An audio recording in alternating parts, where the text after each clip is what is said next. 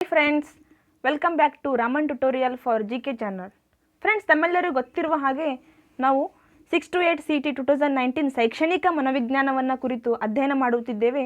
ಇದೀಗಾಗಲೇ ನಾವು ನನ್ನ ಮೊದಲಿನ ವಿಡಿಯೋಗಳಲ್ಲಿ ಮನೋವಿಜ್ಞಾನದ ಪರಿಚಯ, ಬೆಳವಣಿಗೆ ಮತ್ತು ವಿಕಾಸ, ಅದೇ ರೀತಿಯಾಗಿ ಕಲಿಕೆ ಮತ್ತು ಥಾರಂಡೈಕ್ ಅವರ ಒಂದು ಕಲಿಕಾ ಸಿದ್ಧಾಂತವನ್ನು ಕುರಿತು ತಿಳಿದುಕೊಂಡಿದ್ದೇವೆ.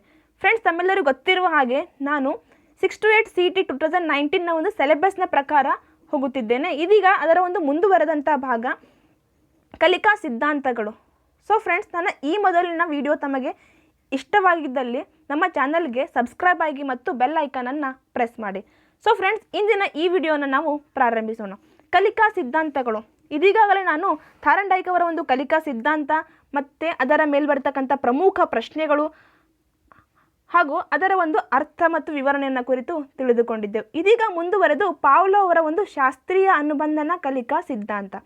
ಸೊ ಫ್ರೆಂಡ್ಸ್, ತಮ್ಮೆಲ್ಲರಿಗೂ ಗೊತ್ತಿರುವ ಹಾಗೆ ಪಾವ್ಲೋ ಅವರ ಈ ಸಿದ್ಧಾಂತವು ಅತ್ಯಂತ ಪ್ರಮುಖವಾದಂಥದ್ದು. ಏಕೆಂದರೆ ಶಾಸ್ತ್ರಿಯವರ ಈ ಒಂದು ಶಾಸ್ತ್ರೀಯ ಅನುಬಂಧನ ಕಲಿಕೆ, ಪಾವ್ಲೋ ಅವರ ಶಾಸ್ತ್ರೀಯ ಅನುಬಂಧನ ಕಲಿಕೆಯನ್ನು ಪ್ರತಿಪಾದಿಸಿದಂಥ ಪ್ರಮುಖವಾದಂಥ ಮನೋವಿಜ್ಞಾನಿಗಳೆಂದರೆ ಇಬ್ಬರು. ಅವರು ವರ್ತನವಾದಿಗಳಾಗಿದ್ದು ರಷ್ಯಾದ ಐವಾನ್ ಪೆಟ್ರೋವಿಚ್ ಪಾವ್ಲೋ ಮತ್ತು JB ವ್ಯಾಟ್ಸನ್ ಅವರು. ಮನೋವಿಜ್ಞಾನ ವರ್ತನೆ ವಿಜ್ಞಾನವೆಂದು ಹೇಳಿದಂಥ JB ವ್ಯಾಟ್ಸನ್ ಅವರು, ಅದೇ ರೀತಿಯಾಗಿ ವರ್ತನವಾದಿಗಳಾದಂಥ ಐವಾನ್ ಪೆಟ್ರೋವಿಚ್ ಪಾವ್ಲೋ ಅವರು ಈ ಶಾಸ್ತ್ರೀಯ ಅನುಬಂಧನ ಕಲಿಕೆ ಅಥವಾ ಅಭಿಜಾತ ಸೋಪಾದಿತ ಕಲಿಕೆ ಎಂದು ಕೂಡ ಇದನ್ನು ಕರೆಯಲಾಗುತ್ತೆ, ಇದನ್ನು ಮಂಡಿಸಿದ್ದಾರೆ. ಸೊ ಫ್ರೆಂಡ್ಸ್, ಹಾಗಾದರೆ ಇವರು ಮಂಡಿಸಿದಂಥ ಒಂದು ಸಿದ್ಧಾಂತದ ಅರ್ಥವೇನು? ವ್ಯಕ್ತಿಯ ಅಥವಾ ಕಲಿಕೆಯಲ್ಲಿ ತೊಡಗಿದ ಜೀವಿಯ ಸಹಜ ಅಥವಾ ಸ್ವಾಭಾವಿಕ ಪ್ರಚೋದನೆಗೆ, ಕಲಿಕೆಯಲ್ಲಿ ತೊಡಗಿದಂಥ ಜೀವಿಯ ಸಹಜ ಅಥವಾ ಸ್ವಾಭಾವಿಕ ಪ್ರಚೋದನೆಗೆ ಅಸ್ವಾಭಾವಿಕ ಪ್ರಚೋದನೆಯನ್ನು ನೀಡಿದರೂ ಸ್ವಾಭಾವಿಕ ಪ್ರತಿಕ್ರಿಯೆ ಬರುವುದಕ್ಕೆ ಅಭಿಜಾತ ಸೋಪಾದಿತ ಕಲಿಕೆ ಎನ್ನುವರು. ಸೊ ಫ್ರೆಂಡ್ಸ್, ಇಲ್ಲಿ ಕಲಿಕೆಯಲ್ಲಿ ತೊಡಗಿದಂಥ ಜೀವಿ ಸ್ವಾಭಾವಿಕ ಅಥವಾ ಸಹಜವಾದಂಥ ಪ್ರಚೋದನೆಗೆ ಅಸ್ವಾಭಾವಿಕವಾದಂಥ ಪ್ರಚೋದನೆ ನೀಡಿದರೂ ಕೂಡ ಅದೇ ರೀತಿಯಾದಂಥ ಪ್ರತಿಕ್ರಿಯೆಯನ್ನು ನೀಡಿದರೆ ಅದನ್ನು ಅಭಿಜಾತ ಸೋಪಾದಿತ ಕಲಿಕೆ ಅಥವಾ ಶಾಸ್ತ್ರೀಯ ಅನುಬಂಧನ ಕಲಿಕೆ ಎಂದು ಕರೆಯಲಾಗುತ್ತದೆ. ಉದಾಹರಣೆಗೆ ತಾವು ವಾಟ್ಸಪ್ನಲ್ಲಿ ಅನೇಕ ವಿಡಿಯೋಗಳನ್ನು ನೋಡಿರಬಹುದು. ಒಂದು ವಿಷಯಾಂಶವನ್ನು ಅನೇಕ ಬಾರಿ ಪುನರಾವರ್ತನೆಗೊಳಿಸಿದಾಗ ಅದು ವ್ಯಕ್ತಿಯೊಂದು ಮನಗೊತ್ತವಾಗುತ್ತದೆ. ಈ ರೀತಿಯಾದಂಥ ಒಂದು ಅಂಶವೇ ಇದಕ್ಕೆ ಸಂಬಂಧಿತವಾದದ್ದು. ಸೊ ಫ್ರೆಂಡ್ಸ್, ಇಲ್ಲಿ ಪಾವ್ಲೋ ಅವರು ಕೈಗೊಂಡಂಥ ಒಂದು ಪ್ರಯೋಗವನ್ನು ನಾವು ತಿಳಿದುಕೊಳ್ಳೋಣ. ಪಾವ್ಲೋ ಅವರು ಪ್ರಯೋಗಕ್ಕೆ ಬಳಸಿದಂಥ ಪ್ರಮುಖವಾದಂಥ ಸಾಧನಗಳು ಮೇಜು, ನಾಯಿ, ಗಂಟೆ, ಮಾಂಸ ಮತ್ತು ವೀಕ್ಷಿಸಲು ಒಂದು ದರ್ಪಣದ ವ್ಯವಸ್ಥೆ, ಅದೇ ರೀತಿಯಾಗಿ ಬಾಯಿಯ ಒಂದು ಜೊಲ್ಲು ರಸ, ನಾಯಿಯ ಬಾಯಿಯಿಂದ ಬರ್ತಕ್ಕಂಥ ಜೊಲ್ಲು ರಸವನ್ನು ಅಳತೆ ಮಾಡುವ ಒಂದು ಸಾಧನ.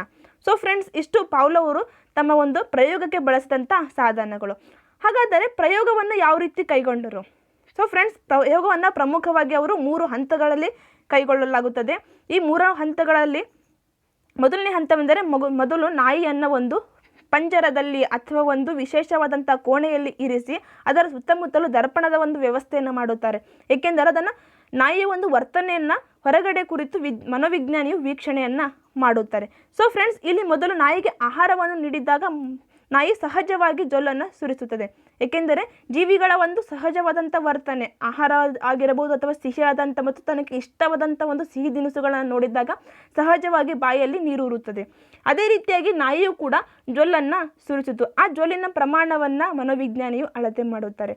ಸೊ ಫ್ರೆಂಡ್ಸ್, ಇದೇ ರೀತಿ ನಾಯಿಗೆ ಅನೇಕ ಬಾರಿ ಆಹಾರವನ್ನು ಕೊಡುತ್ತಾ ಅದೇ ರೀತಿಗೆ ಅದರೊಂದಿಗೆ ಒಂದು ಕೃತಕವಾದಂಥ ಒಂದು ಅಸ್ವಾಭಾವಿಕವಾದಂಥ ಒಂದು ಪ್ರಚೋದನೆಯನ್ನು ನೀಡುತ್ತಾರೆ. ಅದೇ ಒಂದು ಗಂಟೆಯ ನಾದ.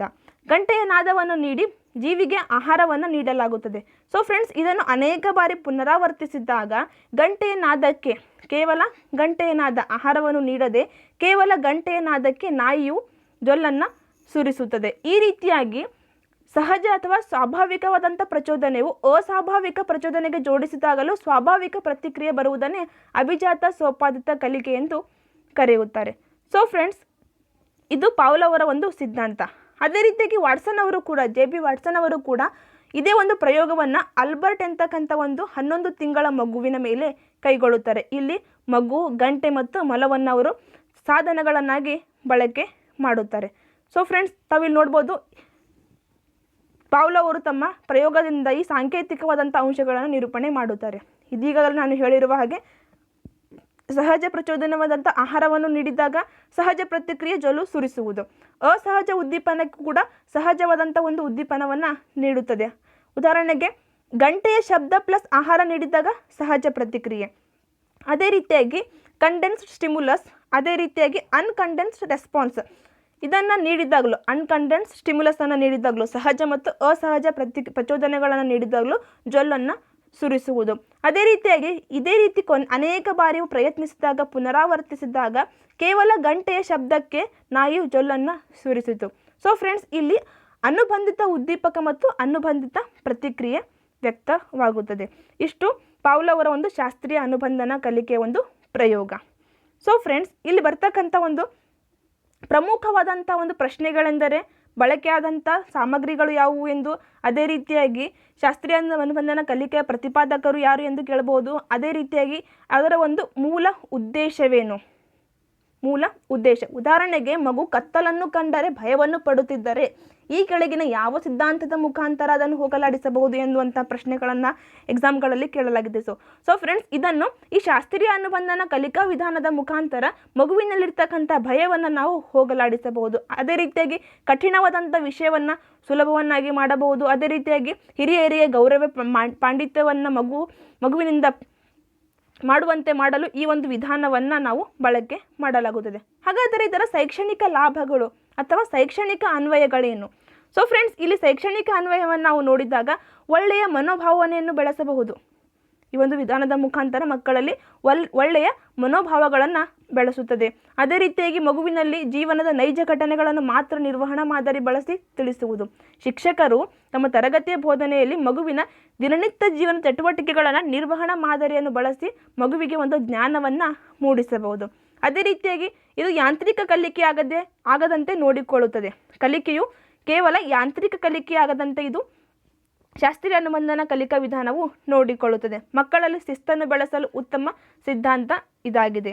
ಸೊ ಫ್ರೆಂಡ್ಸ್, ಮಕ್ಕಳಲ್ಲಿ ಶಿಸ್ತಿನ ಒಂದು ಗುಣವನ್ನು, ಯೂನಿಫಾರ್ಮಿಟಿಯನ್ನು ಬೆಳೆಸಲು ಈ ಒಂದು ವಿಧಾನ ಅವಶ್ಯಕವಾಗಿದೆ. ಅದೇ ರೀತಿಯಾಗಿ ಆಸಕ್ತಿ ಮೂಡಿಸುವ ಹಾಗೂ ಪ್ರಚೋದನೆ ಉಂಟು ಮಾಡುವ ಬೋಧನೋಪಕರಣಗಳನ್ನು ಬಳಸಿ ಬೋಧಿಸಿದಾಗ ಮಕ್ಕಳು ಕಲಿಕೆಯಲ್ಲಿ ತೊಡಗುತ್ತಾರೆ.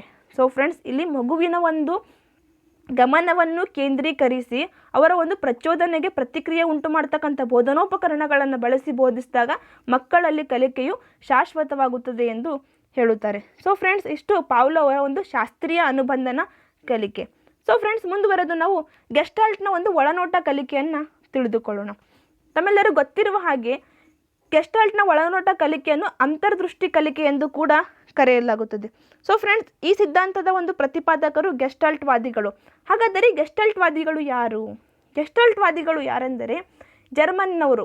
ಈ ಜರ್ಮನ್ನ ಗೆಸ್ಟಾಲ್ಟ್ನ ಪಂಥದ ಒಂದು ಕೊಡುಗೆ, ಈ ಒಳನೋಟ ಕಲಿಕೆಯ ಒಂದು ಕೊಡುಗೆ ಗೆಸ್ಟಾಲ್ಟ್ನ ಜರ್ಮನ್ ದೇಶದ ಒಂದು ಗೆಸ್ಟಾಲ್ಟ್ ಪಂಥದ ಒಂದು ಕೊಡುಗೆಯಾಗಿದೆ. ಸೊ ಫ್ರೆಂಡ್ಸ್, ಗೆಸ್ಟಾಲ್ಟ್ ಎಂದರೆ, ಗೆಸ್ಟಾಲ್ಟ್ನ ಒಂದು ಅರ್ಥ ಕ್ರೋಢೀಕರಣ, ಒಟ್ಟುಗೂಡಿಸುವುದು ಎಂದಂತಾಗುತ್ತದೆ. ಸೊ ಫ್ರೆಂಡ್ಸ್, ಇಲ್ಲಿ ಈ ಒಂದು ಅಂಶದ ಪ್ರಕಾರ ಯಾವುದೇ ವಿಷಯವನ್ನು ನಾವು ಬಿಡಿ ಬಿಡಿಯಾಗಿ ಬೋಧಿಸದೆ ಇಡಿಯಾಗಿ ತಿಳಿಸಲಾಗುತ್ತದೆ. ಯಾವುದೇ ಅಂಶವನ್ನು ಬಿಡಿ ಬಿಡಿಯಾಗಿ ಬೋಧಿಸದೆ ಇಡಿಯಾಗಿ ತಿಳಿಸಬೇಕಾಗುತ್ತದೆ. ಅಂದರೆ ಮಗು ಯಾವುದೇ ಒಂದು ಸಮಸ್ಯಾತ್ಮಕ ಅಂಶದಲ್ಲಿ ತೊಡಗಿದ್ದಾಗ ಅಲ್ಲಿರ್ತಕ್ಕಂಥ ವಿಷಯಾಂಶ ಅಥವಾ ಸುತ್ತಮುತ್ತಲಿರ್ತಕ್ಕಂಥದ್ದನ್ನು ಅನುಭವದ ಮುಖಾಂತರ ಅಂಶವನ್ನು ಬಿಡಿ ಬಿಡಿಯಾಗಿ ತಿಳಿದುಕೊಂಡು ಆ ಒಂದು ಪರಿಹಾರಕ್ಕೆ ತೊಡಗುವುದೇ ಈ ಒಂದು ಅಂಶದ ಮೂಲ ಉದ್ದೇಶವಾಗಿದೆ. ಹಾಗಾದರೆ ಈ ಒಂದು ಪ್ರತಿಪಾದದ ಮೂಲ ಪ್ರತಿಪಾದಕರು ಗೆಸ್ಟಾಲ್ಟ್ನ ಒಳನೋಟ ಕಲಿಕೆ, ಉದಾಹರಣೆಗೆ ನಾವು ಹೇಳ್ಬೋದಾದರೆ ಕೊಯ್ಲರ್ ಅವರ ಒಳನೋಟ ಕಲಿಕೆ ಎಂದು ನಾವು ಕರೆಯುತ್ತೇವೆ. ಅದೇ ರೀತಿಯಾಗಿ ಈ ಗೆಸ್ಟಾಲ್ಟ್ವಾದಿಗಳಾದರೆ ಪ್ರಮುಖವಾದಂಥ ಈ ಸಿದ್ಧಾಂತವನ್ನು ಮಂಡಿಸಿದವರು ಯಾರೆಂದರೆ ಮ್ಯಾಕ್ಸ್ ವರ್ದಿಮರ್, ಕಾರ್ಟ್ ಕಾಫ್ ಮತ್ತು ಕೊಯ್ಲರ್ ಅವರು. ಸೊ ಫ್ರೆಂಡ್ಸ್, ಈ ಒಂದು ಸಿದ್ಧಾಂತದ ಮೂಲ ಪ್ರತಿಪಾದಕರು ಈ ಒಂದು ಜರ್ಮನ್ನ ಗೆಸ್ಟಾಲ್ಟ್ ಪಂಥದ ಮನೋವಿಜ್ಞಾನಿಗಳು ಆಗಿದ್ದಾರೆ. ಸೊ ಫ್ರೆಂಡ್ಸ್, ಅದೇ ರೀತಿಯಾಗಿ ಕೊಯ್ಲರ್ ಅವರು ಈ ಒಂದು ಸಿದ್ಧಾಂತವನ್ನು ಮಂಡಿಸುವಂಥ ಸಂದರ್ಭದಲ್ಲಿ ಮಂಗಗಳ ಒಂದು ಮಾನಸಿಕತೆ ಅಂತಕ್ಕಂಥ ಒಂದು ಪುಸ್ತಕವನ್ನು ಹೊರತರುತ್ತಾರೆ.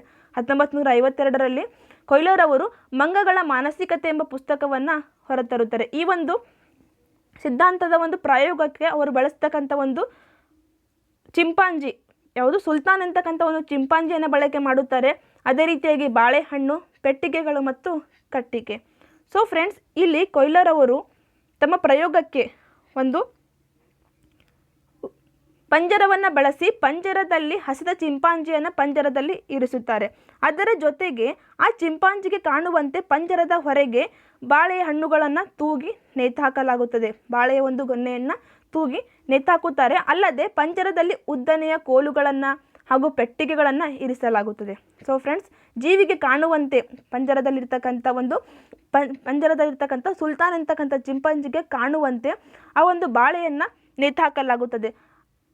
ಆ ಬಾಳೆಗೊನೆಗಳು ಚಿಂಪಾಂಜಿಗೆ ನೆಲಕುವಂತ ಹಂತದಲ್ಲಿ ಇರುವುದಿಲ್ಲ. ಆದರೆ ಚಿಂಪಾಂಜಿಗೆ ಹಸಿವಾಗಿರುವುದರಿಂದ ತನ್ನ ಸುತ್ತಮುತ್ತಲಿರ್ತಕ್ಕಂಥ ಅಂಶಗಳನ್ನು ಅದು ಗಮನಿಸಿ ಅಲ್ಲಿರ್ತಕ್ಕಂಥ ಪೆಟ್ಟಿಗೆಗಳನ್ನು ಒಂದೆಡೆಗೆ ಜೋಡಿಸಿ ಮೊದಲು ಪ್ರಯತ್ನಿಸುತ್ತದೆ. ಆದರೆ ಅದರ ಒಂದು ಕೈಗೆ ಅದು ನೆಲಕುವುದಿಲ್ಲ. ನಂತರ ಅಲ್ಲೇ ಇರ್ತಕ್ಕಂಥ ಕಟ್ಟಿಗೆಯ ಒಂದು ಕೋಲನ್ನು ತೆಗೆದುಕೊಂಡು ಅದರ ಸಹಾಯದಿಂದ ತನ್ನ ಬಾಳೆಹಣ್ಣನ್ನು ಪಡೆದುಕೊಳ್ಳುತ್ತದೆ. ಸೊ ಫ್ರೆಂಡ್ಸ್, ಇಲ್ಲಿ ಜೀವಿಯು ತನ್ನ ಅಂತರ್ದೃಷ್ಟಿಯಿಂದ ಚಿಂಪಾಂಜಿಯು ತನ್ನ ಅಂತರ್ದೃಷ್ಟಿಯಿಂದ ಸುತ್ತಮುತ್ತಲಿರ್ತಕ್ಕಂಥ ಸನ್ನಿವೇಶವನ್ನು ವೀಕ್ಷಿಸಿ ತನ್ನ ಒಂದು ಹಸಿವನ್ನು ನೀಗಿಸಿಕೊಳ್ಳುತ್ತದೆ. ಅದೇ ರೀತಿಯಾಗಿ ಶಿಕ್ಷಣಕ್ಕೆ ಬಂದಾಗ ಮಗುವಿನ ಒಂದು ಸಮಸ್ಯೆಯನ್ನು ಶಿಕ್ಷಕರಾದವರು ಗುರುತಿಸಿ ಅದರ ಗುರಿಯೆಡೆಗೆ ಪ್ರಯತ್ನ ಪಟ್ಟರೆ ಅಲ್ಲಿ ಅವರ ಒಂದು ಪ್ರಯತ್ನದ ಒಂದು ಸಫಲತೆಯನ್ನು ಕಾಣಬಹುದು. ಸೊ ಫ್ರೆಂಡ್ಸ್, ಒಳನೋಟ ಕಲಿಕೆ ಎಂದರೆ ಸಮಸ್ಯೆಯನ್ನು ಸಮಗ್ರವಾಗಿ ಅಥವಾ ಇಡಿಯಾಗಿ ಸಂಪೂರ್ಣವಾಗಿ ಗ್ರಹಿಸಿ ತನ್ನ ಆಂತರಿಕ ಶಕ್ತಿಯ ಸಹಾಯದಿಂದ ಸಮಸ್ಯೆಯನ್ನು ಪರಿಹಾರ ಮಾಡುವಂತಾಗುವ ಕಲಿಕೆಗೆ ಒಳನೋಟ ಕಲಿಕೆ ಎನ್ನುತ್ತೇವೆ. ಸೊ ಫ್ರೆಂಡ್ಸ್, ಇಲ್ಲಿ ಒಳನೋಟ ಕಲಿಕೆ ಎಂದರೆ ಸಮಸ್ಯೆಯನ್ನು ಸಮಗ್ರವಾಗಿ ವೀಕ್ಷಿಸಬೇಕು. ಮೊದಲು ಸಮಸ್ಯೆ ಏನಿದೆ ಎನ್ನುವುದನ್ನು ಜೀವಿಯು ತಿಳಿದು ನಂತರ ಅದರ ಆಂತರಿಕ ಶಕ್ತಿಯ ಸಹಾಯದಿಂದ ತನ್ನಲ್ಲಿರ್ತಕ್ಕಂಥ ಮಗುವಿನಲ್ಲಿರ್ತಕ್ಕಂಥ ಪೂರ್ವಾನುಭವಗಳ ಒಂದು ಸಹಾಯದಿಂದ ಸಮಸ್ಯೆಯ ಒಂದು ಪರಿಹಾರವನ್ನು ಮಾಡುವಂಥ ಕಲಿಕೆಗೆ ಒಳನೋಟ ಕಲಿಕೆ ಎಂದು ಕರೆಯುತ್ತಾರೆ. ಅದೇ ರೀತಿಯಾಗಿ ಕೊಯ್ಲರ್ ಅವರು ತನ್ನ ಒಳನೋಟ ಕಲಿಕೆಯ ಮೂಲಕ ಈ ಕೆಳಗಿನ ಮುಖ್ಯ ಅಂಶಗಳನ್ನು ತೋರಿಸಿಕೊಡುತ್ತಾರೆ. ಹಾಗಾದರೆ ಈ ಒಂದು ಕಲಿಕಾ ಸಿದ್ಧಾಂತದಿಂದ ಬಂದಂಥ ಪೂರ್ವಜ್ಞಾನ ಏನಾಗಿದೆ ಎಂದರೆ, ಮಗುವಿನಲ್ಲಿರ್ತಕ್ಕಂಥದ್ದು ಅಥವಾ ಯಾವುದೇ ಒಂದು ಜೀವಿ ಸಮಸ್ಯೆಯಲ್ಲಿದೆ ಎಂದರೆ ಅದಕ್ಕೆ ಇರಬೇಕಾದಂಥ ಪ್ರಮುಖವಾದಂಥ ಮೂಲ ಅಂಶಗಳು ಅಥವಾ ಜೀವಿಯಲ್ಲಿರಬೇಕಾದಂಥ ಪ್ರಮುಖವಾದಂಥ ಮೂಲ ಅಂಶಗಳೆಂದರೆ ಅನುಭವವಿರಬೇಕು. ಕಲಿಕೆಯ ಪೂರ್ವಾನುಭವ, ಆ ಒಂದು ಸಮಸ್ಯೆಯ ಪೂರ್ವ ಅನುಭವ ಜೀವಿಗಿರಬೇಕು. ಅದೇ ರೀತಿಯಾಗಿ ಬುದ್ಧಿಶಕ್ತಿ, ಕಲಿಯುವವ ಹೆಚ್ಚು ಬುದ್ಧಿಶಕ್ತಿ ಹೊಂದಿದ್ದರೆ ಒಳನೋಟದ ಕಲಿಕೆಯು ಸಾಧ್ಯವಾಗುತ್ತದೆ. ಸೊ ಫ್ರೆಂಡ್ಸ್, ಇಲ್ಲಿ ಕಲಿಕೆಗೆ ಒಳಪಟ್ಟಂಥ ಸಮಸ್ಯೆಗೆ ಒಳಪಟ್ಟಂಥ ಜೀವಿಯು ಹೆಚ್ಚಿನ ಬುದ್ಧಿಶಕ್ತಿಯನ್ನು ಒಳಗೊಂಡಿದ್ದರೆ ಕಲಿಕೆಯು ಸುಲಭವಾಗುತ್ತದೆ. ಅದೇ ರೀತಿಯಾಗಿ ಕಲಿಕಾ ಸನ್ನಿವೇಶಗಳ ಒಂದು ಜ್ಞಾನವಿರಬೇಕು. ಪ್ರಾರಂಭದ ಪ್ರಯತ್ನಗಳು ಉತ್ತಮವಾಗಿರಬೇಕು ಮತ್ತು ಇಲ್ಲಿಗೆ ನನ್ನ ಪ್ರಯತ್ನ ವಿಫಲವಾದಾಗ ಅಲ್ಲಿಗೆ ನಿಂದಿರದ ಪುನರಾವರ್ತನೆ ಮತ್ತು ಸಾಮಾನ್ಯೀಕರಣವನ್ನು ಜ್ಞಾನವು ಜೀವಿಗಿರಬೇಕು. ಸೊ ಫ್ರೆಂಡ್ಸ್, ಇಷ್ಟು ಕೊಯ್ಲರ್ ಅವರ ಒಂದು ಅಂತರ್ದೃಷ್ಟಿ ಕಲಿಕೆ ಅಥವಾ ಒಳನೋಟ ಕಲಿಕೆಯಾಗಿದೆ. ಸೊ ಫ್ರೆಂಡ್ಸ್, ಇದರ ಒಂದು ಶೈಕ್ಷಣಿಕ ಅನ್ವಯವೆಂದರೆ ವಿಷಯವನ್ನು ಇಡಿಯಾಗಿ ಅರ್ಥಪೂರ್ಣವಾಗಿ ವಿಷಯಗಳ ನಡುವೆ ಸಂಬಂಧ ಕಲ್ಪಿಸಿ ಪ್ರತ್ಯಕ್ಷ ಅನುಭವದಿಂದ ಹೇಳಬೇಕು. ಶಿಕ್ಷಕರಾದವರು ಆ ಒಂದು ತಮ್ಮ ವಿಷಯದ ತರಗತಿಯ ಬೋಧನೆಯ ವಿಷಯದ ಜ್ಞಾನವನ್ನು ಅರ್ಥಪೂರ್ಣವಾಗಿ ತಿಳಿದುಕೊಂಡು ಪ್ರಾತ್ಯಕ್ಷಿಕವಾಗಿ ಮಗುವಿನ ಒಂದು ಕಣ್ಮುಂದೆ ಒಂದು ವಿಷಯಾಂಶ ಬರುವ ರೀತಿಯಲ್ಲಿ ಜ್ಞಾನವನ್ನು ನೀಡಬೇಕು. ಅದೇ ರೀತಿಯಾಗಿ ವಿಶೇಷ ಸಂಬಂಧಗಳನ್ನು ವಿದ್ಯಾರ್ಥಿಗಳೇ ಗುರುತಿಸುವಂತೆ ಪ್ರೇರೇಪಿಸುತ್ತದೆ. ಕಲಿಕೆಯಲ್ಲಿರ್ತಕ್ಕಂಥ ವಿಷಯಾಂಶಗಳನ್ನು ವಿದ್ಯಾರ್ಥಿಗಳೇ ಗುರುತಿಸುವಂತೆ ಈ ಕಲಿಕೆಯು ಶಿಕ್ಷಕರ ಒಂದು ತರಗತಿಯ ಕಲಿಕೆಯು ಪ್ರೇರೇಪಿಸುವಂತಿರಬೇಕು. ಅದೇ ರೀತಿಯಾಗಿ ವ್ಯಕ್ತಿಗತವಾಗಿ ಸಮಸ್ಯೆ ಪರಿಹಾರ ಮಾಡಿಕೊಳ್ಳುವ ಅವಕಾಶ ಕಲ್ಪಿಸಬೇಕು. ಮಗುವಿಗೆ ಸ್ವಯಂಗತಿಯಾಗಿ ಮಗು ತನ್ನ ಸಮಸ್ಯೆಗೆ ಪರಿಹಾರವನ್ನು ಕಂಡುಕೊಳ್ಳುವಂತೆ ಶಿಕ್ಷಕರು ಅದನ್ನು ಪ್ರೇರೇಪಿಸಬೇಕು. ಅದೇ ರೀತಿಯಾಗಿ ಕಲಿಕೆ ಅರ್ಥಪೂರ್ಣತೆಗೆ ಹೆಚ್ಚಿನ ಆದ್ಯತೆಯನ್ನು ನೀಡಬೇಕು. ಮಗುವಿನ ಕಲಿಕೆಯ ಒಂದು ಅರ್ಥಪೂರ್ಣತೆಗೆ ಶಿಕ್ಷಕರು ಹೆಚ್ಚಿನ ಒಂದು ಆದ್ಯತೆಯನ್ನು ನೀಡಬೇಕು. ಅದೇ ರೀತಿಯಾಗಿ ಮಕ್ಕಳ ಕಲ್ಪನಾ ಶಕ್ತಿ, ವಿಚಾರ ಶಕ್ತಿ, ವಿವೇಚನೆ, ಅವರ ಸೃಜನಶೀಲತೆಯನ್ನು ಹೆಚ್ಚಿಸುವಂತೆ ಈ ಒಂದು ಕಲಿಕೆಯು ಅಗತ್ಯವಾಗಿದೆ. ಹಾಗಾದರೆ ಈ ಕೊಯ್ಲರ್ ಅವರ ಒಂದು ಕಲಿಕೆ ಅಥವಾ ಸಿದ್ಧಾಂತದ ಒಂದು ಅಗತ್ಯತೆಯೆಂದರೆ ಮಗುವಿನಲ್ಲಿರ್ತಕ್ಕಂಥ ಬುದ್ಧಿಶಕ್ತಿ ಆಗಿರ್ಬೋದು, ಸೃಜನಶೀಲತೆ ಆಗಿರ್ಬೋದು, ಅದರ ಒಂದು ವಿವೇಚನಾ ಮಟ್ಟ ಹೊರಸೂಸಲು ಈ ಒಂದು ಅಂಶ ಸಹಾಯಕವಾಗುತ್ತದೆ. ಅದೇ ರೀತಿಯನ್ನು ಅವರಲ್ಲಿರ್ತಕ್ಕಂಥ ಜ್ಞಾನದ ಒಂದು ಮಟ್ಟವನ್ನು ಹೊರಸೂಸಲು, ಅದೇ ರೀತಿಯಾಗಿ ಬುದ್ಧಿವಂತಿಕೆಯ ಒಂದು ಅಗತ್ಯತೆ ಈ ಒಂದು ಕಲಿಕೆಗೆ ಅವಶ್ಯಕವಾಗಿರುತ್ತದೆ. ಸೊ ಫ್ರೆಂಡ್ಸ್, ಇಷ್ಟು ಪಾವ್ಲೋವ್ ಒಂದು ಶಾಸ್ತ್ರೀಯ ಅನುಬಂಧನ ಕಲಿಕೆ ಮತ್ತು ಕೊಯ್ಲರ್ ಅವರ ಒಳನೋಟ ಕಲಿಕೆ ಅಥವಾ ಅಂತರ್ದೃಷ್ಟಿ ಕಲಿಕೆ. ಸೊ ಫ್ರೆಂಡ್ಸ್, ನಮ್ಮ ಮುಂದಿನ ಒಂದು ಭಾಗದಲ್ಲಿ ನಾವು ಬಂಡೂರಾರ್ ಅವರ ಒಂದು ಅನುಕರಣ ಕಲಿಕೆ, ಅದೇ ರೀತಿಯಾಗಿ ಸ್ಕಿನ್ನರ್ ಅವರ ಒಂದು ಕಲಿಕೆಯನ್ನು ತಿಳಿದುಕೊಳ್ಳೋಣ. ಇಂದಿನ ಈ ವಿಡಿಯೋ ತಮಗೆ ಇಷ್ಟವಾದಲ್ಲಿ ದಯವಿಟ್ಟು ಲೈಕ್ ಮತ್ತು ಶೇರನ್ನು ಮಾಡಿ. ತಮ್ಮೆಲ್ಲರಿಗೂ ಧನ್ಯವಾದ.